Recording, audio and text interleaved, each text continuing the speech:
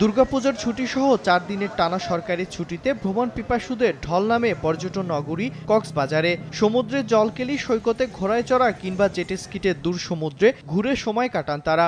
সুন্দর মুহূর্তগুলো ক্যামেরাবন্দি করেন অনেকে। বাচ্চার সাথে খেলতেছি, সেও খুশি হচ্ছে, আমারও অনেক ভালো লাগছে। আমরা চাই পর্যটকদের জন্য নিরাপত্তা জোরদার করা হোক। পর্যটকরা নির্বিঘ্নে তারা কক্সবাজার আসবে এবং তারা কক্সবাজারকে উপভোগ করে আবার তাদের নিরে ফিরে যাবেন। দুর্গাপূজার ছুটিতে ভ্রমণ পিপাসুদের পদচারণায় মুখর ছিল পাহাড়, টিলা আর অরণ্যে ঘেরা মৌলভীবাজারের পর্যটন কেন্দ্রগুলো। লাউয়াছড়া জাতীয় উদ্যান, মাধবকুণ্ড জলপ্রপাত সহ বিভিন্ন চা ও রাবার বাগান ঘুরে দেখেন ভ্রমণ পিপাসুরা। চারদিকে এতটা সবুজে ভরা, আসলে মন প্রাণ জুড়িয়ে যায়। খুবই ভালো লাগছে এখানের প্রাকৃতিক পরিবেশ দেখতে।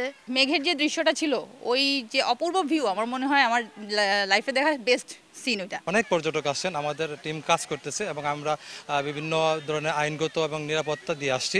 পার্বত্য জেলার রাঙামাটিতে ভিড় করেন পর্যটকরা। নগর জীবনের ব্যস্ততা ভুলে প্রকৃতির রূপে মুগ্ধ ভ্রমণ পিপাসুরা। তবে ভিন্ন চিত্র খাগড়াছড়িতে। সাম্প্রতিক সহিংসতায় জেলা ছিল প্রায় পর্যটক শূন্য। সাজেকের প্রায় ৩০০ হোটেল, মোটেল ও রিসোর্টে ছিল না অগ্রিম বুকিং। অলস সময় পার করছেন পর্যটন সংশ্লিষ্ট ৫ সহস্রাধিক মানুষ। ঘুরতে আসছি, কিন্তু এখানে কোনো মানুষ নেই, তাও আমার খুব ভালো লাগে। যেভাবে পর্যটক থাকার কথা আমার মনে হচ্ছে যে সেইভাবে নাই।